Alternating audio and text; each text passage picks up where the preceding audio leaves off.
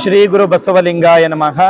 ಬಸವಾದಿ ಪ್ರಮತರನ್ನ, ವಿಶ್ವದ ಎಲ್ಲ ದಾರ್ಶನಿಕರನ್ನ ಹೃನ್ಮಂದಿರದಲ್ಲಿ ಸ್ಮರಿಸುತ್ತಾ ಪಪ್ಪಿ ವೈಟ್ ಪ್ಯಾಲೇಸ್ ಅನ್ನುವಂತಹ ಕಲ್ಯಾಣ ಮಂಟಪವನ್ನ ಇವತ್ತು ಉದ್ಘಾಟಿಸಿರುವಂಥದ್ದು ಬಹಳ ಖುಷಿ ಸಂತೋಷವನ್ನ ಕೊಟ್ಟಿರುವಂಥದ್ದು. ಈ ಒಂದು ವೈಟ್ ಪ್ಯಾಲೇಸು ಅದ್ಭುತವಾಗಿ ನಿರ್ಮಾಣಗೊಂಡಿದೆ. ಇಲ್ಲಿ ಈಶಾನ್ಯ ಮೂಲೆಯ ಪೂರ್ವ ದಿಕ್ಕಿಗೆ ಬಲಮುರಿ ಗಣೇಶ್ವರನನ್ನ ಪ್ರತಿಷ್ಠಾಪಿಸುವುದರ ಮೂಲಕವಾಗಿ ವಿವಾಹ ಕಲ್ಯಾಣ ಮಂಟಪದ ವಾಸ್ತು ಪ್ರಕಾರವಾಗಿ ನವ ದಂಪತಿಗಳು ವಿವಾಹವಾಗುವಂತಹ ಒಂದು ಅದ್ಭುತವಾದ ಕಾರ್ಯಕ್ಕೆ ಈ ಎಲ್ಲ ಯುವಕರು ಸೇರಿ ಈ ಒಂದು ಕಲ್ಯಾಣ ಮಂಟಪವನ್ನ ನಿರ್ಮಾಣ ಮಾಡಿಸಿರುವಂಥದ್ದು.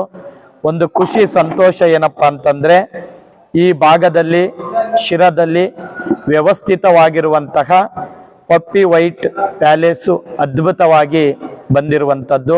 ವಾಸ್ತು ಪ್ರಕಾರವಾಗಿ ತುಂಬ ಚೆನ್ನಾಗಿ ನಿರ್ಮಾಣ ಮಾಡಿರುವಂಥದ್ದು. ಅವರೆಷ್ಟು ಒಂದು ಭಕ್ತಿಯಿಂದ ಮಾಡಿದ್ದಾರೆ ಅಂದರೆ, ಮಾಡುವಂತಿರಬೇಕು ಮಾಡದಂತಿರಬೇಕು, ಮಾಡುವ ಮಾಟದೊಳಗೆ ತಾನಿಲ್ಲದಂತಿರಬೇಕು ಎಂಬ ಶರಣರ ವಾಣಿಯಂತೆ ಅವರು ಇದನ್ನು ಅದ್ಭುತವಾಗಿ ನಿರ್ಮಿಸಿ ಬಡವರು, ಮಧ್ಯಮ ವರ್ಗದವರು ಮತ್ತು ಒಂದು ವ್ಯವಸ್ಥೆಗೆ ನಿಲುಕುವಂತೆ ಎಲ್ಲರನ್ನ ಒಳಗೊಂಡು ಇಲ್ಲಿ ವಿವಾಹ ಮಾಡುವಂತೆ ಯಾವುದೇ ಜಾತಿ ಮತ ಪಂಥಗಳ ಭೇದವಿಲ್ಲದೆ ಸರ್ವ ಸಮುದಾಯದವರು ಇಲ್ಲಿ ವಿವಾಹ ಮಹೋತ್ಸವವನ್ನ ಮಾಡಿಕೊಳ್ಳುವ ವಾತಾವರಣವನ್ನ ವ್ಯವಸ್ಥೆ ಮಾಡಿದ್ದಾರೆ. ಬಹಳ ತುಂಬ ಚೆನ್ನಾಗಿ ಉತ್ತರಕ್ಕೆ ಮುಖ ಮಾಡಿ ಕಲ್ಯಾಣ ಮಂಟಪದಲ್ಲಿರುವಂತಹ ಒಂದು ವಿಶೇಷವಾದಂಥ ಒಂದು ಮಂಟಪ ಇದಾಗಿರುವಂಥದ್ದು. ಅದು ಉತ್ತರೋತ್ತಮವಾದ ಅಭಿವೃದ್ಧಿಯನ್ನ ಮತ್ತು ದಂಪತಿಗಳಲ್ಲಿ ಸಾಮರಸ್ಯವನ್ನ ಬೆಸೆಯುವಂತಹ ಒಂದು ಕಲ್ಯಾಣ ಮಂಟಪ ಇದಾಗಿದೆ. ಬಹಳ ತುಂಬ ಖುಷಿ ಸಂತೋಷವನ್ನ ಕೊಡ್ತಿದೆ. ಇದರ ನಿರ್ಮಾತೃಗಳಾಗಿರುವಂತಹ ರಂಗನಾಥ್ರವರು ಮತ್ತು ಅವರ ತಂದೆ, ಕುಟುಂಬಸ್ಥರು ಮತ್ತು ಅವರೆಲ್ಲ ಸ್ನೇಹಿತರು ಇದನ್ನ ಅದ್ಭುತವಾಗಿ ನಿರ್ಮಿಸಿದ್ದಾರೆ. ಅವರಿಗೂ ಅವರ ಕುಟುಂಬಕ್ಕೂ ಆ ಪರಮಾತ್ಮ ಆರೋಗ್ಯ, ಆಯುಷ್ಯ, ಸಂಪತ್ತು, ನೆಮ್ಮದಿ ಸದಾ ಕರುಣಿಸಲಿ. ರಂಗನಾಥ್ ಅವರಿಗೆ ಶೀಘ್ರ ಕಲ್ಯಾಣ ಪ್ರಾಪ್ತರಸ್ತು ಆಗಲಿ ಅಂತ ಆಶೀರ್ವಾದವನ್ನ ಮಾಡಿದ್ದೇವೆ. ಶೀಘ್ರದಲ್ಲೇ ವಿವಾಹ ಆಗುತ್ತೆ ಅನ್ನುವಂಥ ಮಾತನ್ನ ಹೇಳ್ತಾ ನಿಮ್ಮೆಲ್ಲರಿಗೂ ಒಳ್ಳೆಯದಾಗಲಿ, ಶುಭ ಆಗಲಿ. ಶರಣು ಶರಣಾರ್ಥಿ.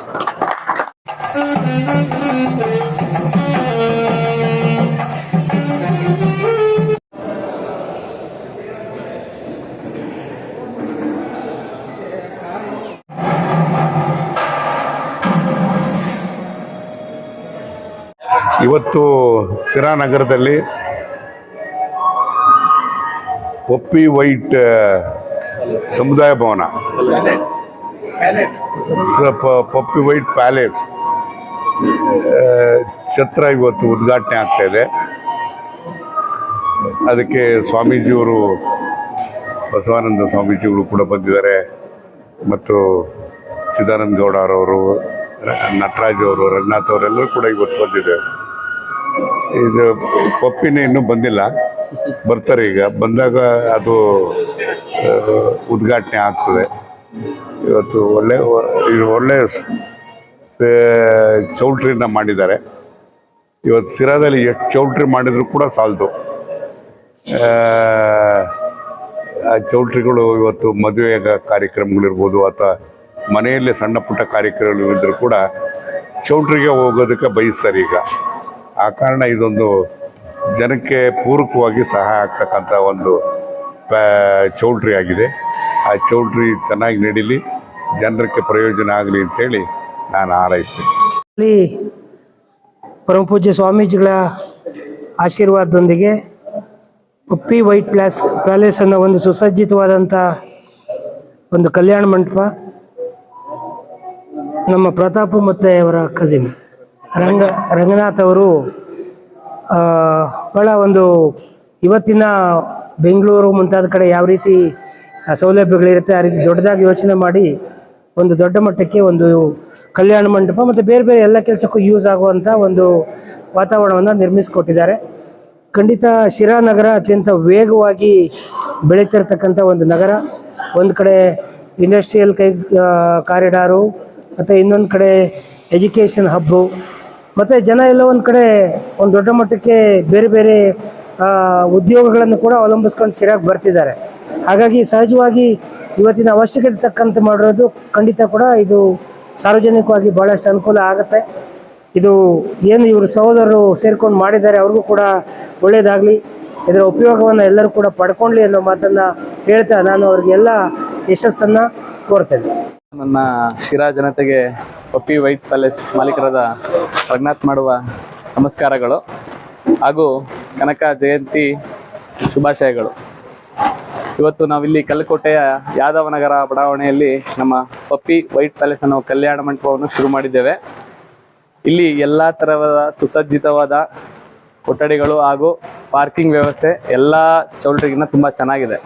ಹಾಗೂ ಇಲ್ಲಿ ಉತ್ತಮವಾದ ಪಾರ್ಕ್ ಮತ್ತು ವರ್ಟಿಕಲ್ ಗಾರ್ಡನ್ ಹೊಂದಿದೆ. ಹಾಗೂ ರೆಸಾರ್ಟ್ ಥರ ಒಂದು ಫೀಲ್ ಬರುತ್ತೆ ನಮ್ಮ ಚೌಲ್ಟ್ರಿಗೆ ಬಂದರೆ. ಹಾಗೂ ಫೋಟೋಶೂಟ್ಗಳಿಗೆ ಹಾಗೂ ತುಂಬ ಜಾಗ ಇರೋದು, ಪ್ಲಸ್ ನಮ್ಮ ಮಕ್ಕಳಿಗೂ ಹಾಗೂ ಎಲ್ಲ ಹಿರಿಯ ನಾಗರಿಕರಿಗಳಿಗೂ ಆ ಕಡೆ ಕುತ್ಕೊಂಡು ಮಾತಾಡೋದಕ್ಕೆ ಮತ್ತು ಸಾಯಂಕಾಲ ವಾಕ್ ಮಾಡೋದಕ್ಕೆ ಹಾಗೂ ಒಂದು ರೆಸಾರ್ಟ್ ಥರ ಒಂದು ಫೀಲ್ ಮಾಡೋದಕ್ಕೆ ತುಂಬ ಒಳ್ಳೆ ಜಾಗ ಇದು. ಹಾಗೂ ವಾಸ್ತುಗೆ ಸಂಬಂಧಪಟ್ಟಿದ್ದಾಗೆ ಇಲ್ಲಿ ಉತ್ತರ ಹಾಗೂ ಪೂರ್ವಗಳಿಗೆ ನೀರು ಹರಿಯುತ್ತೆ.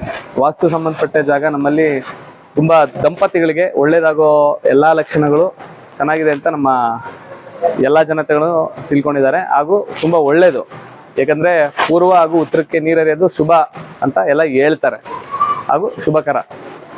ಎಲ್ಲರೂ ದಯವಿಟ್ಟು ನಮ್ಮ ಚೌಲ್ಟ್ರಿಗೆ ಒಂದ್ಸರಿ ವಿಸಿಟ್ ಮಾಡಿ ಹಾಗೂ ಎಲ್ಲವನ್ನು ನೋಡಿಕೊಂಡು ನಿಮ್ಗೆ ಏನು ಅನಿಸುತ್ತೆ ಒಂದು ಅನಿಸಿಕೆ ತಿಳಿಸಿ. ಧನ್ಯವಾದಗಳು.